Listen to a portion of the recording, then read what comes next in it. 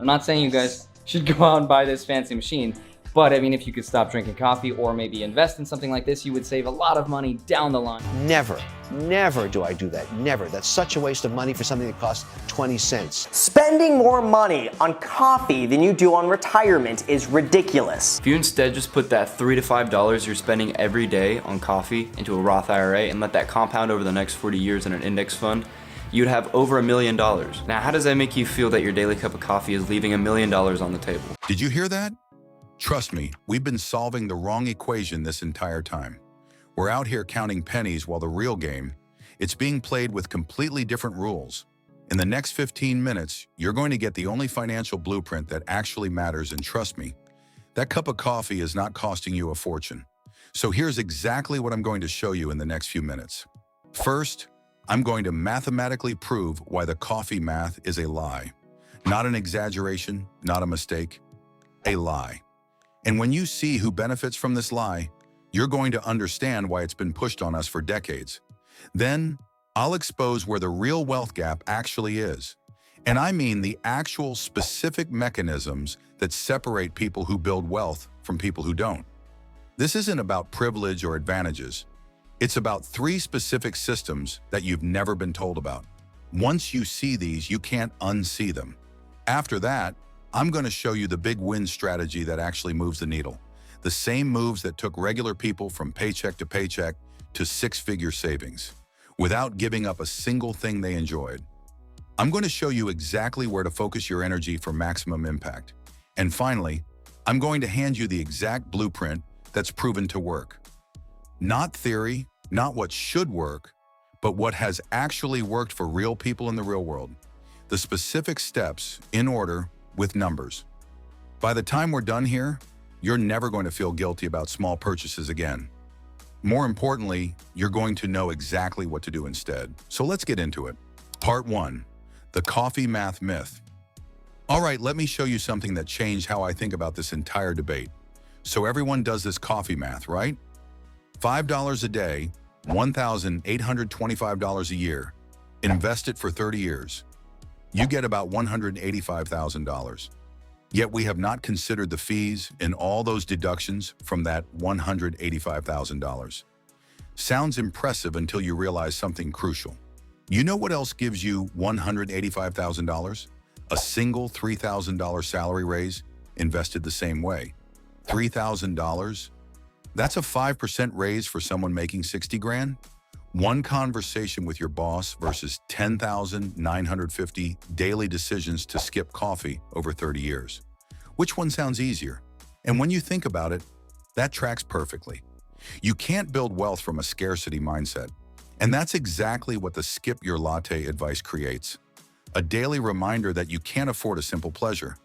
Look, I'm not saying be careless with money, but when we're talking about building real wealth, the coffee thing is a distraction. It's like obsessing over a leaky faucet while your roof is caving in. Part 2, the real wealth gaps. So if it's not the coffee, what actually separates people who build wealth from people who don't? I'm going to show you 3 numbers that completely change my perspective on this. First number, $5,000.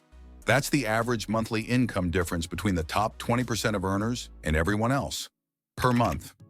While we're talking about $5 a day, there's a $5,000 monthly gap we're not addressing. Second number, 89%. That's how much of the stock market is owned by the wealthiest 10% of Americans. Third number, 0. That's how many hours of financial education most of us got in school. The real wealth gap isn't about spending, it's about access to the mechanisms that create wealth. Here's another thing nobody talks about. The biggest predictor of wealth? It's your parents' zip code when you were growing up. Because that determines your school, your network, whether you see wealth being built up close or just hear about it like some distant concept. I met someone recently, smart person, hard worker. They didn't know you could buy individual stocks until they were 32, because nobody in their family invested. Their only model for money was work, save, retire. Meanwhile, someone else grows up hearing investment talk at the dinner table. By 18, they understand compound interest, leverage, tax strategies, not because they studied harder, but because it was just ambient information in their world. Wealthy people don't skip small purchases. They skip entire categories of financial stress. They're not deciding whether they can afford coffee. They're deciding which investment property to buy next. They're not choosing between groceries and gas. They're choosing between index funds and real estate. Look, I'm not saying this to depress you. I'm saying it because once you see the real game, you can start playing it. But you can't win when you're focused on the wrong rules. The coffee was never the problem. The problem is that we're taught to manage poverty instead of building wealth. Part 3, small savings versus big wins. Okay, so now that we understand the real game, let's talk about what actually moves the needle. The average American spends 33% of their income on housing. 33%. So if you make $60,000 a year, that's about $20,000 going to rent or mortgage. Now, if you can reduce that by just 10%, maybe you get a roommate, maybe you move slightly further from downtown, you just saved $2,000 a year. That's more than your entire annual coffee budget from one decision. But here's where people mess this up. They'll spend hours comparing prices to save $2 on groceries, but they'll renew their lease without even checking what else is available. They'll cancel Netflix to save $12, but keep paying $400 a month extra to live in a luxury apartment that's basically just a regular apartment with a fancy lobby. But the biggest win, the one that nobody wants to hear because it's harder than just cutting expenses, is income. Here's a truth that took me way too long to understand. There's a ceiling to how much you can cut. You can't reduce your expenses below zero, but there's no ceiling to how much you can earn. None. And I'm not talking about becoming a millionaire overnight. I'm talking about really practical stuff. Let me give you an example. One woman spent a weekend learning Excel properly, like really learning it, not just the basics. She automated a bunch of reports at work. 3 months later, she got promoted. That promotion was worth $8,000 a year. The Excel course cost $50. But here's the psychology that keeps us stuck. Cutting a small expense feels like we're doing something. It's visible. It's immediate. You skip the coffee, you see $5 in your account. It feels like progress. But learning a new skill, negotiating salary, switching jobs, that's scary. That's uncertain. It might not work. So we default to what feels safe, cutting $5 here, $10 there, while the thousands slip through our fingers. The small stuff didn't matter. It never does. And yet, what's all the financial advice focused on? Coffee, streaming services, coupons. It's like we're being taught to play defense in a game where only offense can win. Part 4, the psychology of sustainable wealth building. Now I want to talk about something nobody really addresses. Why most financial advice actually makes you worse with money. Think about this for a second. When you tell yourself you can't have something, what happens? You obsess over it. It's all you think about. Psychologists have a name for this. The ironic process theory. The harder you try not to think about something, the more your brain fixates on it. So when your entire financial strategy is, don't buy this, don't buy that, you're literally programming your brain to think about spending all day long. But here's what actually works. And it's so simple that nobody believes it. You pick 3 things you genuinely don't care about and cut those completely. Then you spend freely on everything else within reason. Let me explain why this works. Your brain can't maintain constant vigilance. It's exhausting, but it can easily remember 3 rules. I don't pay for cable. I don't buy brand name groceries. I don't finance furniture. Done. Those aren't daily decisions anymore. They're just facts about how you live. Everything else? You don't have to think about it. Coffee? Sure. Lunch with friends? Why not? Because you've already made the big cuts that matter. But there's something deeper going on here. The way you save money affects how you make money. I know that sounds weird, but hear me out. When you're in constant scarcity mode and when every dollar is precious and contested, you make different career decisions. You don't take risks. You don't invest in yourself. You don't network because networking costs money. Sure, drinks, conferences, courses. Remember, wealth isn't built by people who are good at denying themselves things. It's built by people who are good at recognizing value and investing in it. Sometimes that investment is money in an index fund. Sometimes it's coffee with someone who might change your career. Sometimes it's a course that teaches you a skill worth thousands. But if you're so focused on saving that $5, you miss the investments that could return $5,000. The most successful people I know have this weird relationship with money. They're simultaneously careful and carefree. They'll negotiate hard on a car purchase, then buy coffee without thinking about it. They'll shop around for insurance but freely spend on anything that saves them time. Because they understand something crucial. Money is a tool, not a score. And when you treat it like a score, when every dollar saved feels like a point earned, you start making decisions that are financially correct but life incorrect. Your morning coffee isn't making you poor, but thinking like a poor person, that'll keep you poor forever. Part 5. What actually works? The strategic approach. All right, so what actually works? Let me give you the exact system that real people use to build wealth, without the coffee guilt. First thing, and this is going to sound backwards, you pay yourself before you pay anyone else. Here's what I mean. Most people pay all their bills, buy what they need, and then try to save what's left. There's never anything left, ever. Money expands to fill the space you give it. So you flip it.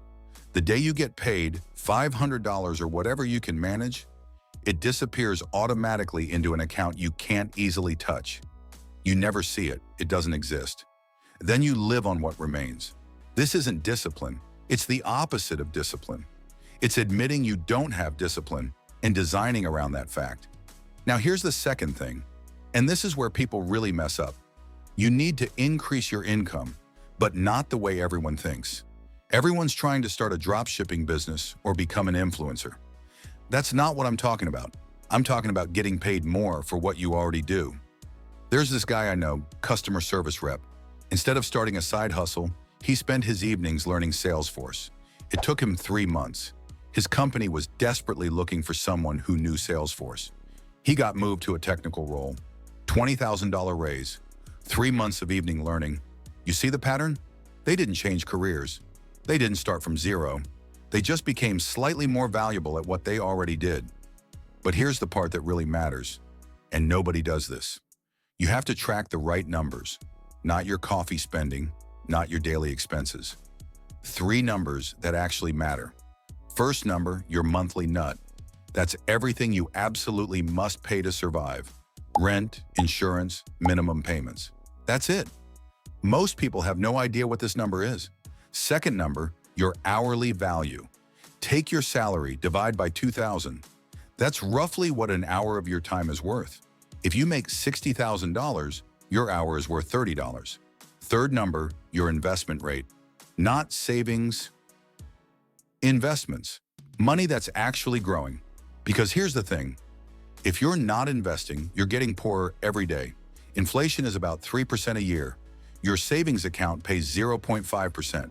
You're losing 2.5% annually just sitting still. Now, about that investing part. Everyone makes this way too complicated. You don't need to pick stocks. You don't need to time the market. You literally need to do one thing. Buy index funds consistently and never sell them. That's it. The entire game. There's one more piece to this, and it's the hardest one to accept. You have to stop trying to optimize everything. The perfect budget doesn't exist. The perfect investment strategy doesn't exist. The perfect time to start doesn't exist. What exists is good enough, done consistently. Perfect is the enemy of done, and done is the only thing that compounds. So here's your actual strategy. Not the fantasy version, the real version. Automate savings first. Increase your value at work. Track only what matters. Invest in the most boring way possible. And stop feeling guilty about the small stuff that makes life bearable. That's it. That's the entire game. Everything else is just noise designed to keep you busy while other people get wealthy. All right, so where does this leave us? Look, I could tell you to subscribe and hit the bell and all that, but let's actually do something useful here. This week, I want you to try something. Not for me, for you. First, go find your last 3 bank statements. Circle your 3 biggest expenses. Just circle them. Don't do anything about them yet. Just become aware of where the real money's going. because I guarantee it's not coffee. Second, calculate what a 10% raise would mean for you. Not a dream salary, just 10% more than you make now. Write that number down, then spend 1 hour this week, just one, researching what it would take to get there. A certification, a conversation with your boss, a job switch, just research. No big moves yet. And third, this is the important one. Buy your coffee tomorrow morning without guilt. Sit there for 5 extra minutes. Look around. Listen to conversations. Be present in that space. Because now you know it's not about the coffee. It never was. You know what's funny? After all this research, all these conversations, all these numbers, the biggest thing I learned is that wealthy people don't think about coffee at all. They've moved on to solving real problems. So maybe it's time we did too. If this changed how you think about money, even a little bit, let me know in the comments. Not what you're going to give up. Tell me what you're going to go after instead. What's the big move you've been avoiding while you were worried about the small stuff? Because that's where the real conversation starts. Thanks for watching. Now go get your coffee. You've earned it.